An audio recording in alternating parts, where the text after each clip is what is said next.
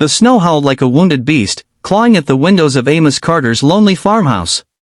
He sat by the fire, a man carved from solitude, his only company the creak of the floorboards and the ghosts of a life he'd chosen to live alone. At 42, Amos had built his world on the edge of a Montana wilderness, far from the noise of people, their promises, and their betrayals. He'd sworn off love, marriage, anything that could crack the armor he'd forged after his mother's abandonment and his father's slow death from a broken heart. But that night, as the blizzard raged fiercer than any he'd seen, a faint thud against his barn door shattered his quiet. It wasn't the wind.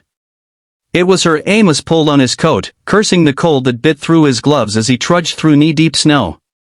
The barn loomed ahead, a shadow in the whiteout.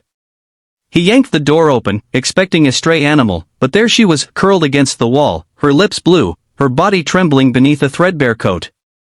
She was young, maybe 25, with dark hair plastered to her face and eyes that held a mix of fear and defiance. "Get out," she whispered, voice cracking, but she didn't move. She couldn't. "Who the hell are you?" Amos demanded, his breath clouding in the frigid air. She didn't answer, just clutched a small, tattered bag tighter. He saw no car, no tracks, nothing to explain how she'd ended up here in a storm that could bury a man alive. His first instinct was to shut the door and leave her to fate. His life didn't have room for strays, human or otherwise. But those eyes, wide and unyielding, snagged something deep in his chest, a place he'd locked away years ago. "Get up," he said gruffly, stepping closer. She flinched, and he softened his tone, though it felt foreign. "You'll die out here." She tried to stand, but her legs buckled. Without thinking, Amos scooped her up, her weight light as a bird's, and carried her toward the house. Her shivering body pressed against him, and he felt a pang he couldn't name. Inside, he set her by the fire, wrapping her in a quilt his grandmother had made decades ago. She clutched it, staring into the flames as color slowly returned to her face. "What's your name?" he asked, handing her a mug of coffee.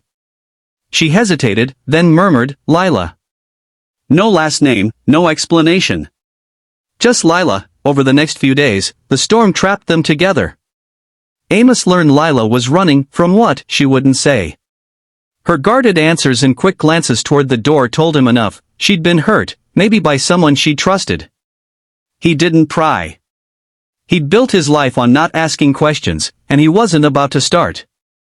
But he couldn't ignore how she moved through his space, quiet but purposeful, washing dishes without being asked or mending a tear in his old work shirt with stitches so neat they looked like art. She was a mystery, a contradiction of fragility and strength, and Amos found himself watching her more than he cared to admit. Lila, for her part, watched Amos too. He was gruff, his words sparse, but his actions spoke louder. He chopped extra wood to keep the fire roaring, left her the bigger portion of stew, and never once asked for thanks. She'd known men who used kindness as a leash, but Amos seemed to offer it like a reflex, then retreat before it could be acknowledged. She wanted to trust him, but trust was a luxury she'd lost somewhere on the road, alongside her family, her home, and the life she'd once dreamed of. As the snow began to thaw, Lila's strength returned, but so did her restlessness. One night, as they sat by the fire, she broke the silence. "I can't stay, Amos. I've got to keep moving." Her voice was steady, but her hands twisted in her lap. He leaned forward, elbows on his knees. "Why? What's out there worth running to?"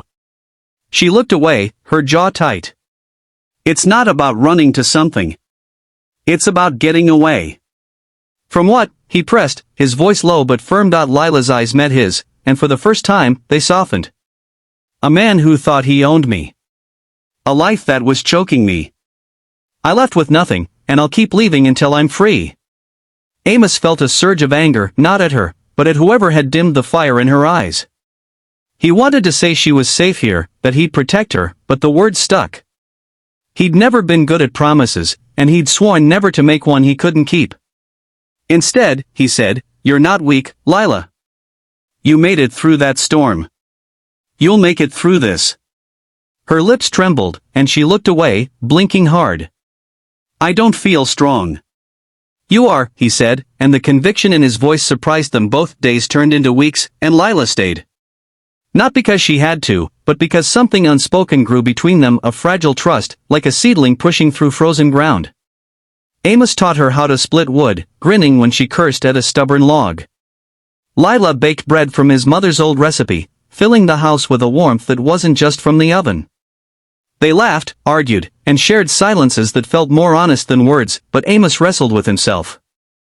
He'd never wanted a wife, never wanted anyone to depend on him or him on them. Love, to him, was a trap, a slow bleed that left you hollow. Yet Lila was different. She didn't ask for his heart, she just lived alongside him, her presence a quiet challenge to every wall he'd built. He caught himself imagining a future, her laugh in the kitchen, her boots by the door, her hand in his. It terrified him. Lila, too, faced her demons. She'd sworn never to rely on a man again, not after her ex's control had stripped her of everything. Amos was kind, but kindness could hide motives. What if she let herself care, only to lose herself again? Her nightmares still woke her, her ex's voice echoing, promising he'd find her.